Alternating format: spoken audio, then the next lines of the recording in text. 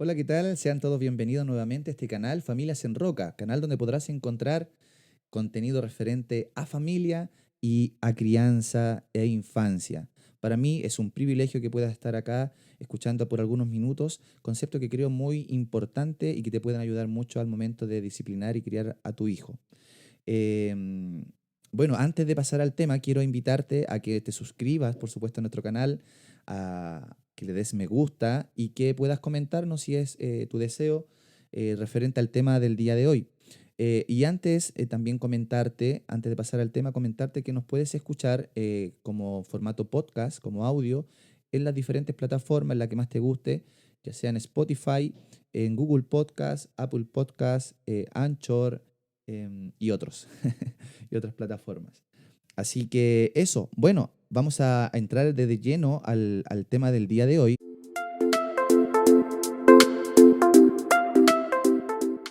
Este capítulo es un video, es un tema que vamos a dividir en dos videos porque es bastante extenso y en este primer video quiero explicar los fundamentos teóricos con respecto a una disciplina positiva, ¿verdad?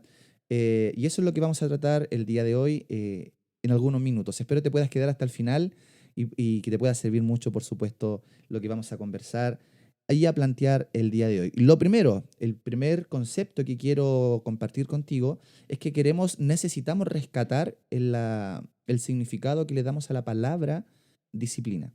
Quiero aclarar que la palabra disciplina no es otra cosa que enseñanza. Deriva del significado del latín, que es discipulus, el cual es eso, es enseñarse, enseñar, ver la forma, el método de enseñar algo. Y eso es disciplina. Por ningún motivo está relacionado a castigo, por ningún motivo está relacionado a algo negativo, la disciplina, primero que todo. Entonces eso es algo que tenemos que tener muy claro antes de comenzar a trabajar en la disciplina. No es algo negativo, que nosotros los padres por lo general eh, nos frena, nos paraliza de pronto el pensar que lo podemos hacer daño a nuestros hijos. Bueno, a la mayoría, no a todos. Pero lo primero es eso, vamos a rescatar esta palabra, lo vamos a hacer y vamos a implementar este nuevo concepto que es enseñanza, no es otra cosa que enseñarse. Bien, el segundo concepto que quiero compartir es el objetivo, el cual tiene la disciplina, el cual nace y es la finalidad de aplicar disciplina es ayudar al niño a que en el corto plazo pueda modificar una conducta y en el largo plazo es que pueda tener la capacidad de autocontrol. Esos son los dos conceptos que tiene o los dos carriles por el cual se rige la disciplina. Son los dos funciones principales que tiene la disciplina. Repito nuevamente, primero es en el corto plazo tratar de modificar una conducta aversiva, una mala conducta o una conducta desfavorable que tenga el niño, tratar de modificarla en el corto plazo. Segundo, en el mediano o largo plazo, que el niño logre la autorregulación y su autogestión referente a sus sentimientos y a su conducta, por supuesto. Tercer concepto que quiero compartirte el día de hoy es algo que nos compete netamente a los padres. Antes de aplicar disciplina debemos de dejar el piloto automático. ¿Qué quiere decir? El piloto automático es cuando reaccionamos de manera reactiva. Es cuando nuestra forma de aplicar disciplina, nuestro método es la reacción. Se genera un conflicto en nuestro hijo y nosotros reaccionamos en el minuto. No hay una planificación, no existe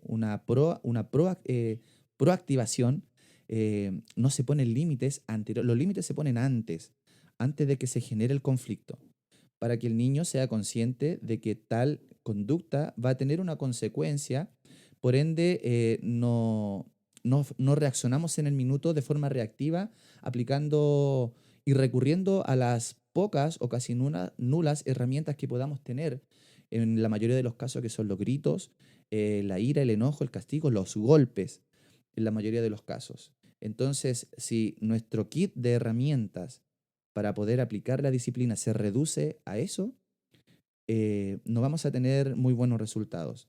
Tal vez en el instante que apliquemos la disciplina eh, provocando miedo y temor en el niño, probablemente deje de hacerlo.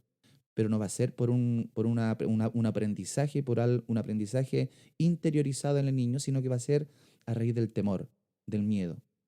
Y por supuesto sabemos que nadie aprende estresado. En una situación de estrés, en una situación de presión, en una situación de miedo, es muy difícil aprender. Por ende, ese aprendizaje no va a quedar. Bien, como cuarto concepto que debemos de considerar los padres es que no hay tallas únicas con respecto a la disciplina. Y esto lo escucho mucho, muy recurrente, en que me dicen, sí, yo he intentado aplicar esta técnica con mi hijo y no me resulta. Hay que seguir probando.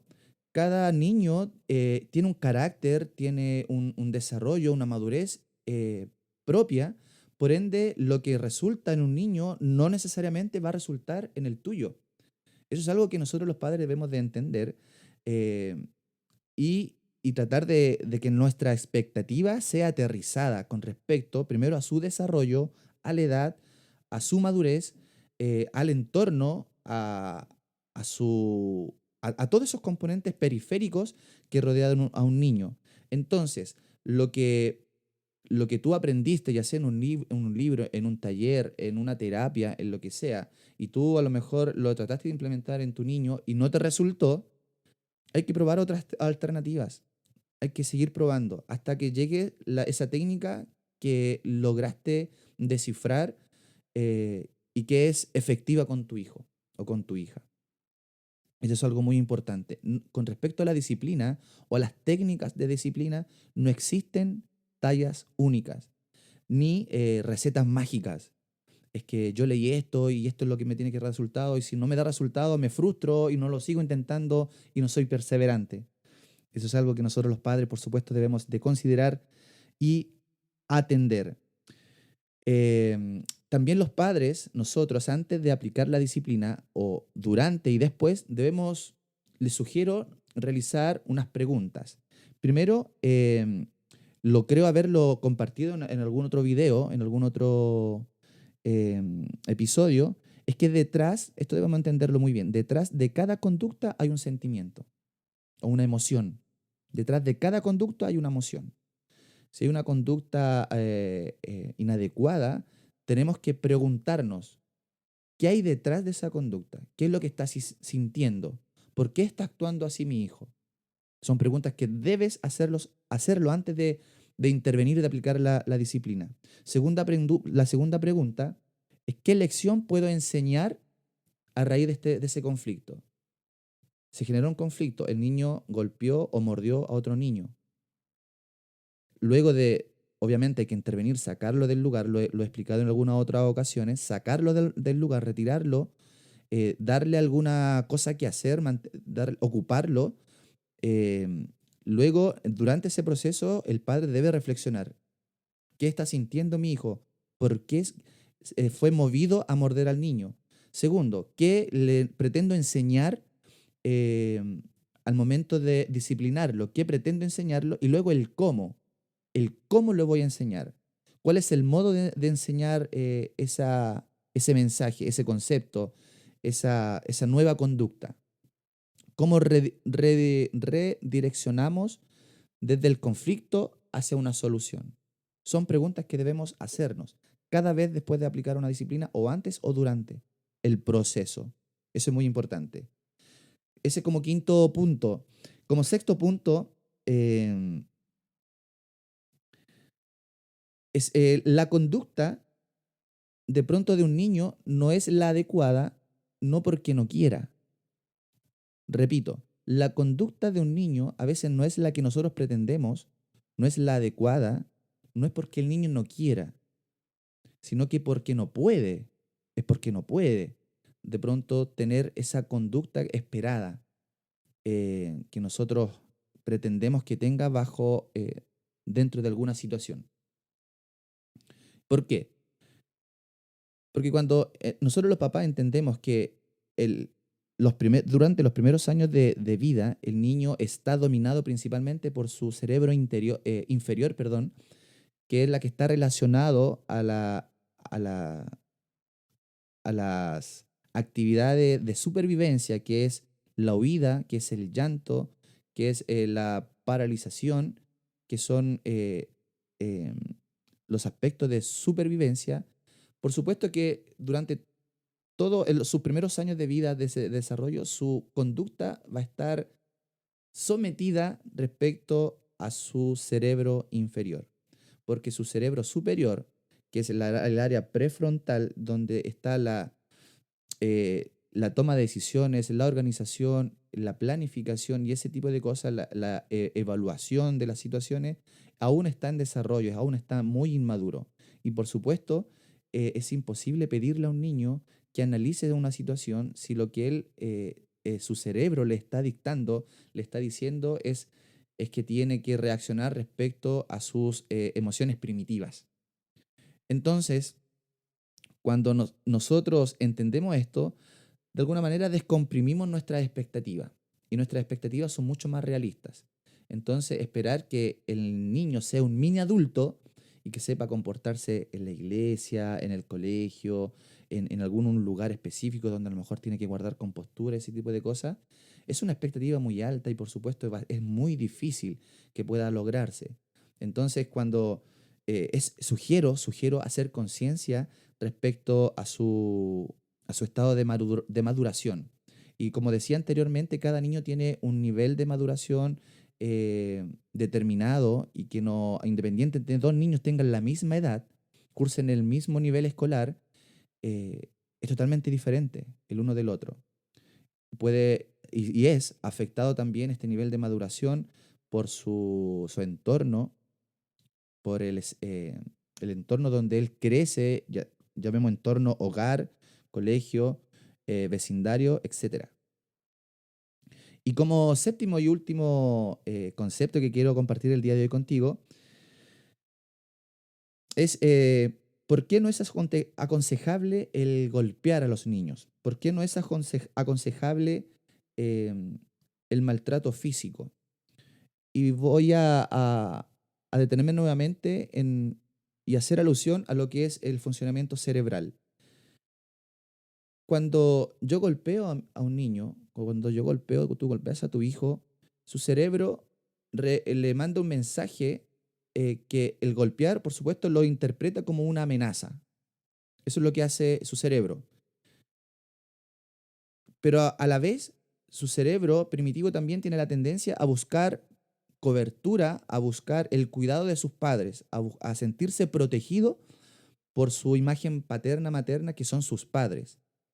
Pero a la vez, cuando el padre infringe dolor y a través de un golpe provoca el miedo, se genera este conflicto internamente en su cerebro y esta paradoja comienza, bueno, necesito acudir a mi padre, pero mi padre a la vez me está infringiendo dolor, siento miedo de él, pero a la vez mi instinto, el instinto de niño, su instinto le lleva a querer refugiarse a sus padres. ¿Qué provoca esto? Este encuentro de circuitos cerebrales se genera un conflicto y un estado de estrés y de ansiedad. Y el estrés provoca eh, una hormona que es tóxica para el cerebro. Y por ende, esta hormona, al liberar esta toxina, comienza a influir en el desarrollo adecuado, en un desarrollo sano del niño. Entonces, por eso debemos ser conscientes que se genera este conflicto interno en su cerebro. Es súper importante que quede claro este concepto. El otro método de disciplina que también por muchos años y aún sigue en tendencia está el aislamiento. Cuando yo aíslo a mi hijo y esa famosa práctica que ándate a tu habitación, a tu cuarto, a tu pieza y quédate ahí y reflexiona y piensa respecto a lo que hicimos. Y la verdad que no es tampoco muy recomendable. ¿Por qué? Porque si pretendemos que el niño reflexione respecto a lo que él hizo y piense, eso no va a ser así. ¿Qué va a ser lo que piensa el niño al momento que va a entrar a su pieza molesto, frustrado, apenado, agobiado? Va a pensar en el castigo,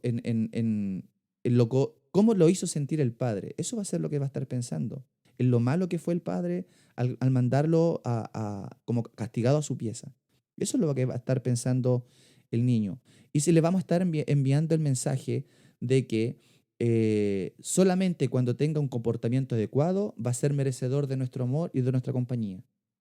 Ese es el mensaje que vamos a estar transmitiendo con esa actitud.